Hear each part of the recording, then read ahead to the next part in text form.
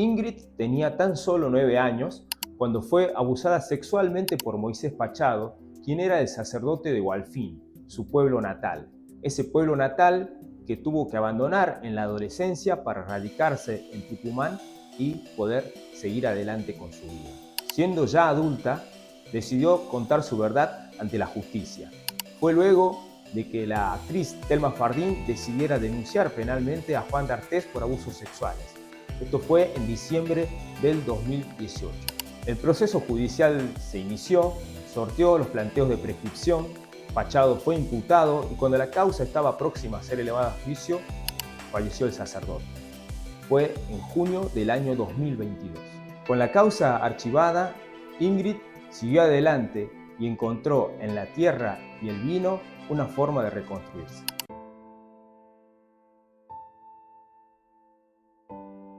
La familia era bastante religiosa, él entraba, salía de casa, era un integrante más, manejaba el auto de mi mamá, o sea, todo así. Íbamos incluso a su casa, a la casa de su familia de verano, o sea, era muy, muy cercano. Y bueno, la verdad que en su momento sí se los conté a mis amigas, quizás por ahí porque yo de chiquita sufría mucho de insomnio, entonces, o a veces había una de mis amigas que me contaba que cuando él venía a casa yo me iba y me escondía en una acequia con ella y esperaba que él se vaya. Y a veces estábamos ahí y ella me hacía el aguante, digamos, para que él se vaya rápido, pero bueno, estábamos ahí. Y lo que me hizo hablar después, mucho tiempo después, fue primero que yo hice muchos años de terapia y como digo, pensé que el hecho ya había sanado, ya había pasado, que ya no dolía tanto al principio. Eso es lo que yo pensaba en ese momento. Cuando yo escucho a la actriz, a Thelma Fardín, hablar, ¿no? Y bueno, y ahí en un momento yo posteo algo como que no mandé al frente, digamos, de una, sino que dije, sí, uno habla cuando puede, no cuando según la sociedad lo tenés que hacer al instante, bueno. Y ahí una amiga me dice, pero decí quién es, qué pasó, contá, qué sé yo.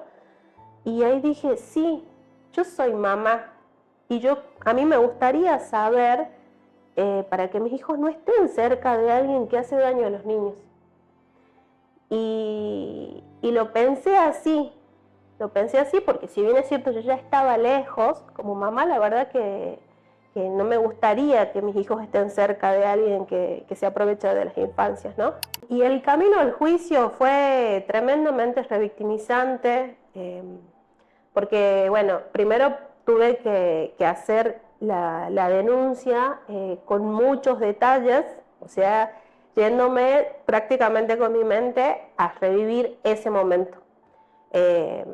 Y bueno, fue muy doloroso, tremendamente doloroso. Eso reactivó todos los miedos que yo tenía, toda la ansiedad, la angustia, todo que yo pensaba que había sanado, porque esa es otra cosa. Al pensar que yo había sanado eso fue que yo me animé a hablar. Y ahí me di cuenta que no.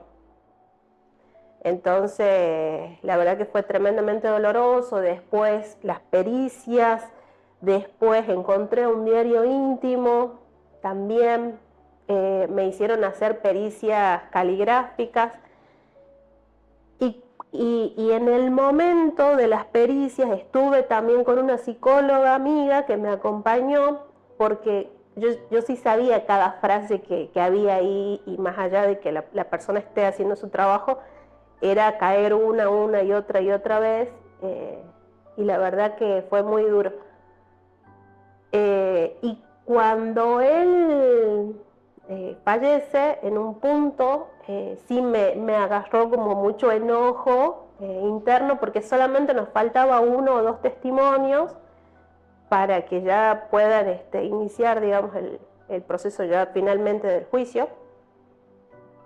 Y también fue otro proceso de transformación, de poder sacar ese dolor, ese enojo, y poder exteriorizarlo, porque no era algo que yo podía manejarlo, digamos.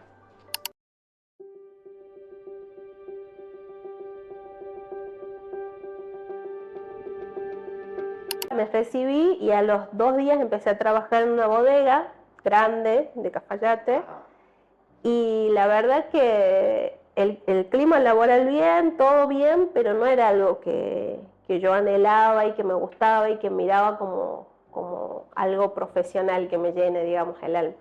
Y ahí recordé por qué había empezado a estudiar enología. Mi sueño era poder elaborar vino, poder poner en alto el terroir de Hualfín, todo lo que significa, la calidad organoléptica que tiene. El terroir tiene que ver con el suelo, las labores que se hacen en el viñedo y el clima que tiene. Entonces, la verdad que era recordar eso, y a los 3 meses de arrancar un trabajo que prometía mucho en Cafayate, dejé, hice un paso al costado y me fui a Hualfín. Yo hice la denuncia en diciembre del 2018 y en marzo del 2019 hago por primera vez una vendimia en Hualfín. Estaba charlando con un primo que él había hecho un par de años enología en Tinogasta y me dice, pero si a vos te gusta química, ¿por qué no haces enología? Y charlando, porque yo todavía vivía en Tucumán, sí. Entonces me dice, de paso cambiás, a vos que te gusta viajar, me dice, te venís a otro lugar con tu familia. Y ahí averigué, me dice, creo que está en Cafayate la carrera, bueno. Ahí averiguamos y nos vinimos. Nos mudamos con mi familia en agosto del 2019 a Cafayate. Y bueno, y ahí arranqué a estudiar. O sea, casi un año después de la denuncia, yo arranco todo de cero. Y yo me afiancé mucho en la lectura, porque la verdad que me encanta la química. Empecé a ver que teóricamente sí me gustaba, e incluso en las prácticas también. Regaba el viñedo, hacíamos cosas así muy en el campo, y era mi cable a tierra. Entonces ahí fue como que me fui enamorando y como quien dice, la carrera fue una cuerda que me tiró Dios, la vida, el universo, no sé, para que yo pudiera también salir de toda la tristeza que tenía. Yo también empiezo a estudiar esto porque veía que la vendían a la uva, no tan solo mi familia, sino los pequeños productores. Vendían la uva y le pagaban un precio muy bajo, y había mucha desigualdad, ¿no? Entonces, aparte le terminaban pagando en cuotas y posterior a agosto, cuando en el viñedo hay que trabajarlo. Pero la idea y mi sueño es poder tener una bodega, un espacio más grande y poder sumar, por supuesto, a los productores que se animen y que les guste. Para mí esto es, como digo, un sueño y me gustaría poder concretarlo en algún momento y poder posicionar a Hualfín realmente en el lugar que se merece.